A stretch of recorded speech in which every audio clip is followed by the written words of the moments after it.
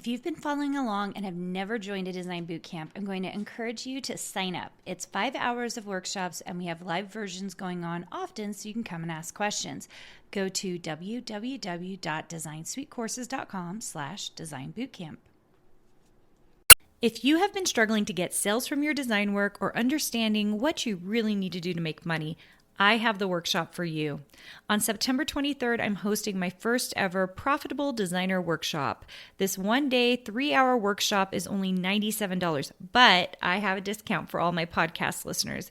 Go to carinagardnercourses.com/profit and put in the code podcast for $50 off. I can't wait to see you more profitable. Welcome to the Make and Design Podcast. I'm your host, Carina Gardner. On this podcast, we're unraveling the everyday joys and dilemmas of design, making, and business. For makers who want to be designers and for designers who are makers, this is your inside scoop to help you grow your business and bring more creativity to your life. Hey guys, today I am going to be talking about the 3 questions you should be asking in your design business every single day. So this one is an interesting one. I was thinking about what are the questions I ask myself when I have a long list, and I have a very long list of things to do today that kind of weigh on my mind. And when I start prioritizing them, what are the questions I am asking myself that allow me to make decisions in my business, okay? Now, maybe you are a new designer. Maybe you're a maker who is thinking about becoming a designer. Maybe you own a business that's not even related to design. But if you're here, it's because you want to know the 3 questions that you can ask yourself every day that will make you make some decisions about why you do the things you do and what you should get rid of, which is really, really hard, right?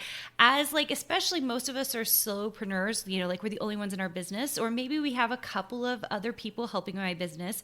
For me, I have just a few people helping me in my business. And so the majority of the work is on yourself, right? You're trying to figure it out as you are doing it. And sometimes the list gets so long and the list of things I want to do is so long that I get really frustrated. So here are the questions I ask, and then we're going to talk about some scenarios to tell you whether they will tell us what to do next in our business, okay? So the first one is, does this make money? Okay, this seems like an obvious one, but do you know how often, especially designers and artists and makers, we never ask ourselves the question, does this make money? Okay. The second thing is, does this free up more time in the future? So even if it's a lot of work right now, will it free up more time eventually? Okay. And then the third thing is, does this give me an edge? Okay. Now we're going to talk about all 3 of these because I know I think some of them are kind of obvious, but we don't ask ourselves enough whether these are things that make sense, like the thing I'm about to do, if it makes a lot of sense. Okay, so scenario number 1. Okay, and these are all scenarios I have done. Okay, as a freelancer, and I still do some freelance work, but on top of my actual business, part of the business has a section that is freelance. And I signed a contract to freelance for a smaller chain store that was throughout the Western region, okay, with about 30 stores. And they wanted to do a branded Carina Gardner dishware line. That's kind of where I started with them, okay? So you have to ask your questions. Does this make money? The answer was yes. This was going to make a lot of money for me. So I was like, this is a really good opportunity to make money, so I'm going to do it, okay? And then you ask yourself the next question. Does this free up more time in the future? The answer was no, okay? It wasn't going to free up more time in the future because I was going to design it, they were going to produce the product, and then they were going to take that product, put it in stores, and I would get a paycheck from it. I was never going to get any residual income from it, okay? And then the third question was, does it give me an edge? And the answer was a big fat yes. It was going to give me design experience, learning how to work with some manufacturers in China I had never worked with before. It was giving me some marketing and branding that I could not get on my own by having a physical product out there. And it helped me build a relationship with that brand so that I could do further contracts with them. Okay?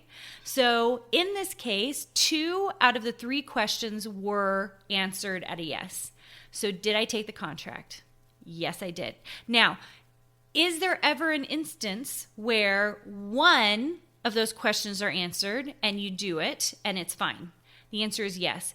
If right now one of your main goals in your design business is financial, okay, like you need to make money doing what you do, then even if something doesn't free up time in the future and maybe something doesn't give you an edge, but it makes you a lot of money, so maybe like white labeling something, like what if you did products that you white labeled or something and so you didn't have your brand on it? That's okay. That is okay.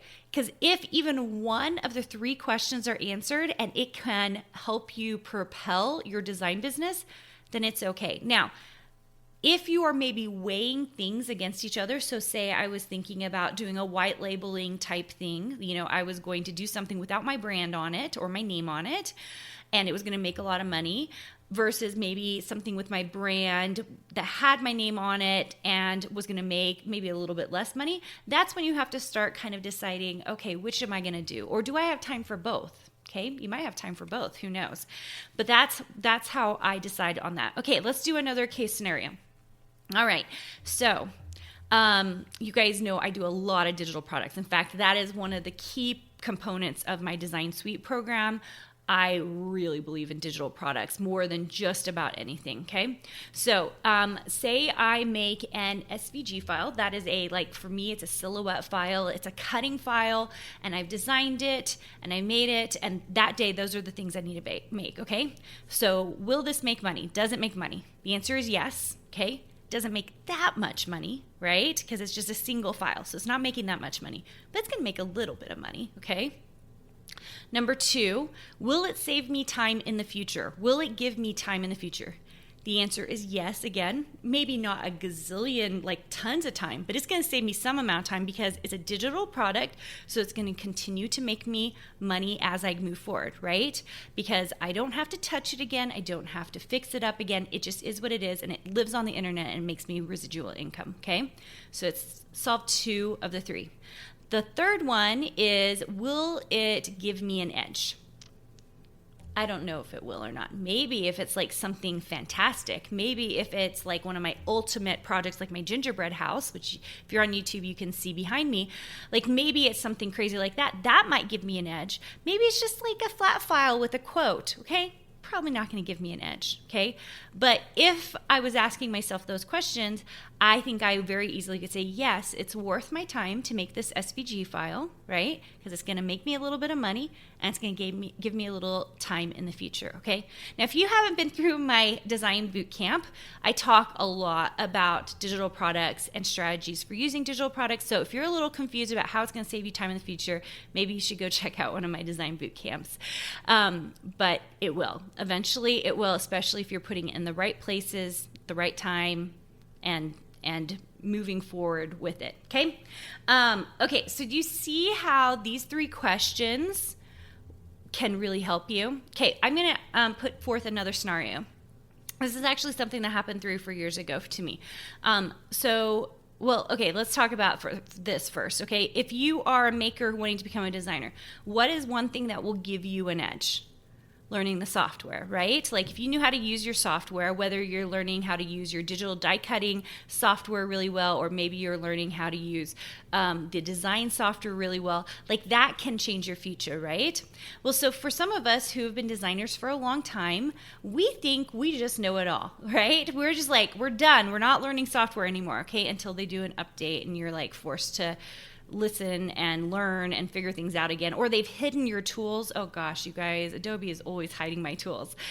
But what I'm going to say this to even designers who are working now is that we are always still looking for an edge. We should be anyway. A few years back, I noticed that fonts were getting really big. I mean, they were getting big already. But like in the shops I was already in where I make a lot of my income, I noticed they were getting big. And here's the crazy thing, you guys, I taught typography at the University of Minnesota. That was like my main squeeze. I taught typography, so I love type, but I didn't know any of the softwares. And I could feel myself just dragging my feet to have to learn font software, okay? I finally did, and I even teach one of the courses in my Design Suite program is a dingbat course. It's not like a full font course, it's a dingbat course. And it was like I sat down, I like cleared out my schedule for a week and I just learned the software. Okay. Now, when I was doing that, I had to ask myself a question. Will this make money? No. Right now, it is not making any money. Okay. To sit and learn the software for 5 days is not going to make me money right now. Okay. Would it make me money in the future? Possibly. But I didn't ask that question. I was like, is this worth my time because I'm making money right now? No, it was not. Number 2, okay. Will this save me time in the future? I wasn't sure that it really was, okay? So like I'm already 2 strikes out, like for learning a new software. The third one was, will this give me an edge? And the answer was a resounding yes. I knew this software was going to give me an edge because suddenly now I wasn't just designing in my Adobe products. I was now going to be able to design in a font software. And I knew that that would give me an edge, okay? Do you guys see how you can use this? How you can use this to daily check on the activities you have? I have a list a mile long of things I needed to do today, okay? And when I look at that list, there are things on there that I don't want to do. One of them is right now we're in the middle of training. I'm training a new hire, okay? It is not fun. I do not enjoy it.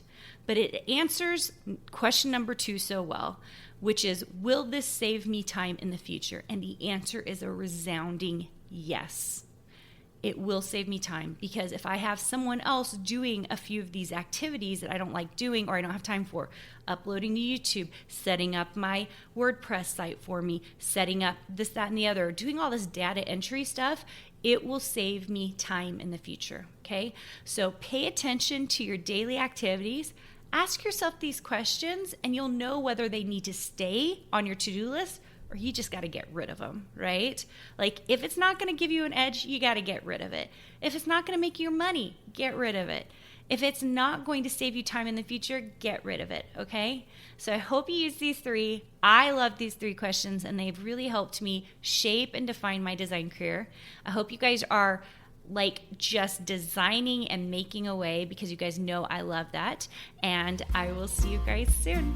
Hey, did you know that you can visit me at makeanddesign.com to learn more about this podcast and join my VIP group for weekly freebies? I can't wait to see you there.